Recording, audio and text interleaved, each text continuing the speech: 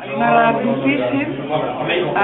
Ella ha fet una tan encantadora, molt dolça, molt tendra, i m'ha emocionat en moments determinats, he plorat i tot.